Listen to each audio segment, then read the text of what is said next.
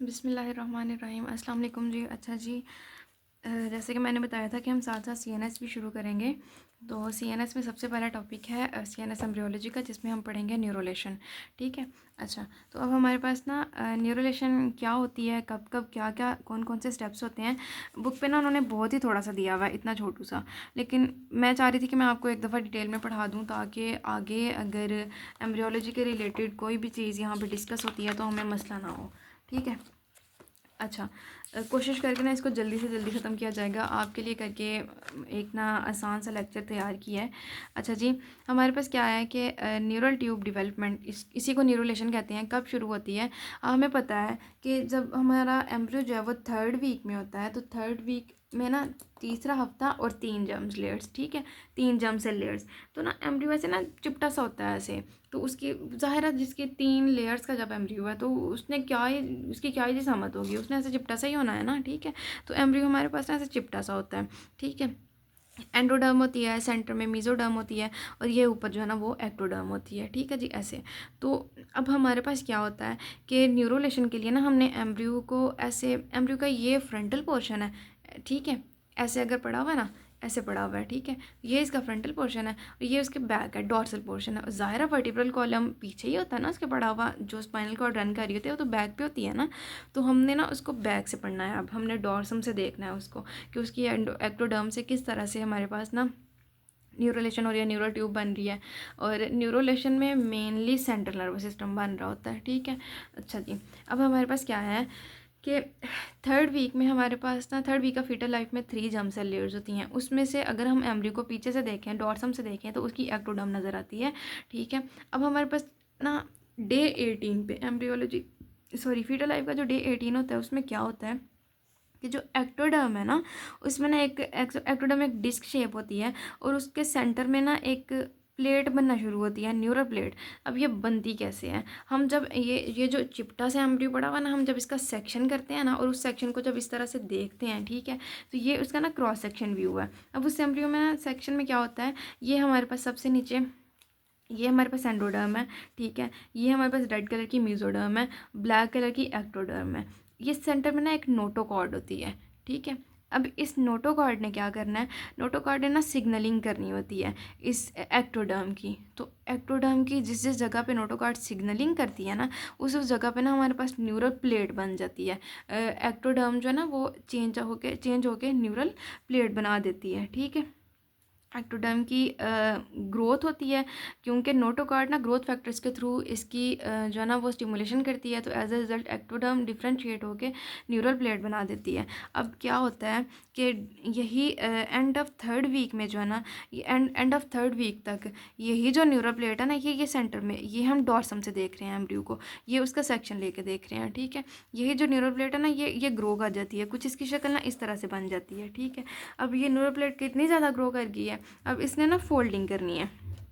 ठीक है, फोल्डिंग कब करनी है, end of the 3rd week, day 20 to 21 पे क्या होता है हमारे पास कि जो इसके न्यूरल प्लेट के ये जो दोनों एजेस है ना, ये ना फ़र्ज़ करें ऐसे पड़ी हुई है न्यूरल प्लेट। ठीक है, अब इसके दोनों एजेस ना ऐसे एक दूसरे की तरफ फोल्ड होना है। फोल्ड होना तो ये सेंटर में एक खड्डा बन रहा है ना, सेंटर में एक डिप्रेशन सा बन रहा है, तो इसको उन्होंने नाम दे दिया न्यूरल ग्रूव का। ठीक है, और ये जो साइडों पे इसके फोल्ड्स आ रहे हैं, ये न्यूरल फोल्ड्स हैं। ठीक है जी, ये देखें हमारे पास डे 18 पे 2 चीज़ें हुई, एक न्यूरल प्लेट बनी और एक हमारे पास नोटोकॉर्ड मौजूद थी पहले ही। ठीक है, अब हमारे पास डे 20 to 21 पे क्या होता है, न्यूरल फोल्ड्स बनने लग जाते हैं हमारे पास। ठीक है जी, ये देखें, ये हमारे पास न्यूरल प्लेट थी जो कि फोल्ड हुई और इसने बना दी एक सेंटर में जो इसके ग्रूव बना दी। ठीक है, और इसके जो है ना ये दोनों फोल्ड्स हैं साइड पे, ये न्यूरल फोल्ड्स हो गए। ठीक है, अब एक छोटी सी ना मैंने यहाँ पे ये हाईलाइट किए हैं, मैं ये रेड कलर के ये डॉट्स हैं, ये हम आगे देखेंगे ये बनते क्या हैं। ठीक है जी, अच्छा जी, अभी तक का हमारा इतना ही था कि हमने डे 18 पे न्यूरल प्लेट और नोटोकॉर्ड बन गई, डे 20 to 21 पे हमारे पास न्यूरल फोल्ड्स आ गए और हमारे पास न्यूरल ग्रूव आ गई। ठीक है जी, नेक्स्ट हमारे पास ना 4th वीक शुरू हो गया है। डे 22 पे क्या होता है, वो जो हमारे पास फोल्ड्स आ रहे थे ना यूँ करके, वो ना ऐसे आपस में फ्यूज़ हो गए हैं। ठीक है, वो फ्यूज़ हो गए ना ऐसे करके, तो उन्होंने जो ग्रूव थी ना उसको एक ट्यूब बना दिया है। तो अब हम उसका सेक्शन अब देखेंगे ना, ये हमारे पास न्यूरल ट्यूब है। ठीक है, और ये जो मैंने आपको हाईलाइट करके बताया था थोड़ा सा कि हमारे पास एक्टोडर्म और न्यूरल प्लेट के जंक्शन पे हमारे पास ना ये थोड़े से सेल्स पड़े होते हैं, ठीक है, इसको क्रेस्ट कहते हैं। और जब हमारे पास न्यूरल ट्यूब बन जाती है और एक्टोडर्म अलग हो जाती है ट्यूब से, तो ये क्रेस्ट सेल्स ना ये भी इनसे अलग होकर ना ये क्या बना देते हैं, न्यूरल क्रेस्ट सेल्स बना देते हैं, ठीक है, न्यूरल क्रेस्ट सेल्स बना देते हैं। अब हमारे पास डे 22 पे हमें क्या क्या मिल गया, एक हमें न्यूरल ट्यूब मिल गई, ठीक है, नोटोकॉर्ड हमारे पास ऑलरेडी मौजूद थी।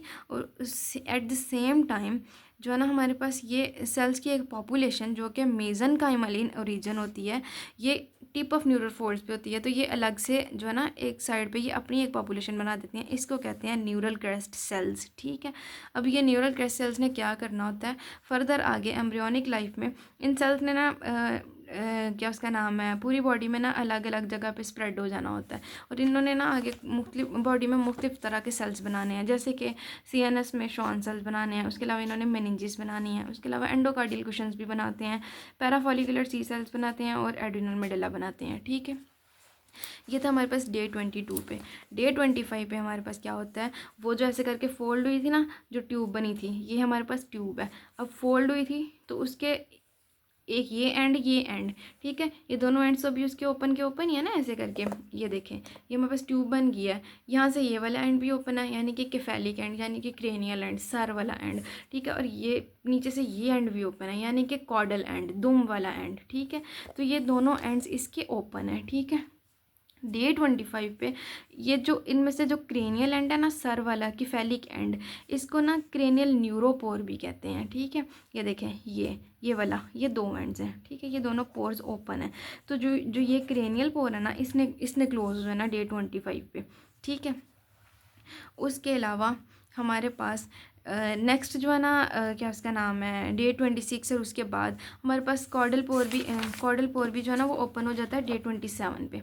कॉर्डल न्यूरोपोर होता है ना, वो डे 27 पे सॉरी क्लोज हो जाता है डे 27 पे, ठीक है। जल्दी से रिवाइज करते हैं। हमारे पास 3 एम्ब्रियोनिक जर्म लेयर्स थी, एक्टोडर्म से नोटोकॉर्ड ने एक्टोडर्म को एक्टिवेट किया तो न्यूरल प्लेट बनी, न्यूरल प्लेट ने फोल्डिंग की तो हमारे पास बन गई एक न्यूरल ट्यूब और साथ में neural crest cells. Crest cells जो हैं वो बॉडी में डिफरेंट जगह पे माइग्रेट कर गए और उन्होंने डिफरेंट टाइप के सेल्स बना दिए, ठीक है। उसके बाद हमारे पास न्यूरल ट्यूब के दोनों पोर्शन, क्रेनियल और कॉर्डल पोर्शंस जो हैं वो दोनों ओपन थे न्यूरोपोर्स की फॉर्म में, क्रेनियल न्यूरोपोर और कॉर्डल न्यूरोपोर। डे 25 पे क्रेनियल न्यूरोपोर क्लोज हो गया और डे 27 पे हमारे पास कॉर्डल न्यूरोपोर जो है वो क्लोज हो गया, ठीक है। अब जो हमारे पास ये न्यूरल ट्यूब है ना, इसका जो क्रेनियल पोर्शन है, इसने ना ब्रेन के मुख्तलिफ हिस्से बनाने हैं, ठीक है। क्रेनियल पोर्शन ना डिवाइड हो जाना है, आधे सबसे ऊपर वाले पोर्शन ने फोर ब्रेन बना देना है, मिडल वाले ने मिड ब्रेन बना देना है और नीचे वाले ने हाइंड ब्रेन बना देना है क्रेनियल वाले एंड पे, ठीक है। अब क्या होता है, फोर ब्रेन को हम प्रोसेंसेफ्लन भी कहते हैं, ये ओके से नाम रखे हुए हैं उन्होंने, प्रोसेंसेफ्लन भी कहते हैं, मिड ब्रेन को मेसेनसेफ्लन भी कहते हैं और हाइंड ब्रेन को रोम्बेनसेफ्लन भी कहते हैं, ठीक है जी। अब ये प्रोसेंसेफ्लन, मेसेनसेफ्लन, रोम्बेनसेफ्लन जो हैं ये आगे मज़ीद ब्रेन के कौन कौन से पार्ट्स बनाते हैं ये मैं आपको बुक से पढ़ाती हूँ। अच्छा जी, ये ना इन्होंने बुक पे एक ये बड़ा प्यारा सा छोटा सा ना ये फ्लो शीट सी दी हुई है, इसको हम पढ़ते हैं। अच्छा जी, क्या होता है हमारे पास, अच्छा जी ये देखिएगा, ये हमारे पास ना न्यूरल ट्यूब का ना कॉर्डल एंड है, क्रेनियल एंड है, ठीक है। ये पूरी न्यूरल ट्यूब नहीं है, ये इसका क्रेनियल एंड है, ऊपर वाला हिस्सा। उस ऊपर वाले हिस्से ने ना 3 पोर्शंस बनाए हैं, उन 3 पोर्शंस ने कैसे कैसे दिमाग के हिस्से बनाने हैं। सबसे पहले सबसे ऊपर फोर ब्रेन आ गया जिसको प्रोसेंसेफ्लन भी कहते हैं, फिर हमारे पास मिड ब्रेन आ गया जिसको मेसेनसेफ्लन भी कहते हैं, और फिर हमारे पास हाइंड ब्रेन आ गया जिसको रोम्बेनसेफ्लन भी कहते हैं। फोर ब्रेन ने मज़ीद 2 हिस्से बनाए, टीलेनसेफ्लन एंड डायनसेफ्लन, ठीक है। टीलेनसेफ्लन जो है ना ये सेरिब्रल हेमिस्फीयर्स बनाएगा और साथ में बेसल गैंग्लिया बनाएगा, ठीक है। डायनसेफ्लन जो है ना ये थैलेमस हाइपोथैलेमस बनाएगा, साथ में थोड़ा सा रेटिना का पार्ट बनाएगा, ठीक है जी। मिड ब्रेन मिडल में था, जैसे मिडल बचा डीट का डीट होता है ना, मिड ब्रेन ने भी मेसेनसेफ्लन का मेसेनसेफ्लन ही रहा और ये जो है ना ये सेरिब्रल मिड ब्रेन बनाएगा और साथ में थोड़ा सा जो है ना थोड़ा सा पोर्शन जो है वो दे देगा ब्रेन की डेवलपमेंट में, क्या बना देगा, सेरिब्रल एक्यूडक्ट बना देगा, ठीक है। उसके बाद हाइंड ब्रेन है, हाइंड ब्रेन जो है ना हाइंड ब्रेन के पोर्शंस बनाने हैं, रोम्बेनसेफ्लन ने हाइंड ब्रेन के पोर्शंस बनाने हैं, इसने डिवाइड होना है मेटेनसेफ्लन और माइलेनसेफ्लन में, ठीक है। मेटेनसेफ्लन से हमारे पास पॉन्स और सेरिबेलम बन जाएगा, माइलेनसेफ्लन जो है ना वो मेडल्ला बना देगा, ठीक है। अब हमारे पास ये तो बन गए फोर ब्रेन से, फोर ब्रेन के पोर्शंस बने। इन पोर्शंस ने आगे डिफ्रेंशिएट होकर ब्रेन के ये वाले हिस्से बनाए, cerebral hemisphere, thalamus, hypothalamus, mid brain, pons, cerebellum और मेडल्ला। अब ना एक हमने इन पोर्शंस ने ना आगे अपने डेरिवेटिव्स देने हैं, इन्होंने अपना अपना थोड़ा सा काम करना है ब्रेन में। इनमें से ना जो सेरिब्रल हेमिस्फीयर है ना, अच्छा आपने याद रखना है जो हमारे पास CSF का जो फ्लो होता है जिन वेंट्रिकल्स के थ्रू और जिनके नाल्स के थ्रू होता है, आपने वो याद रखना है। जब आप वो याद रखेंगे ना, ये याद करना आपके लिए बहुत आसान हो जाएगा। सबसे पहले लेटरल वेंट्रिकल्स आते हैं, वो बनाने हैं सेरिब्रल हेमिस्फीयर ने, ठीक है। उसके बाद आ जाते हैं हमारे पास थर्ड वेंट्रिकल, वो बनाना है हमारे पास थैलेमस हाइपोथैलेमस वाले रीजन ने, ठीक है।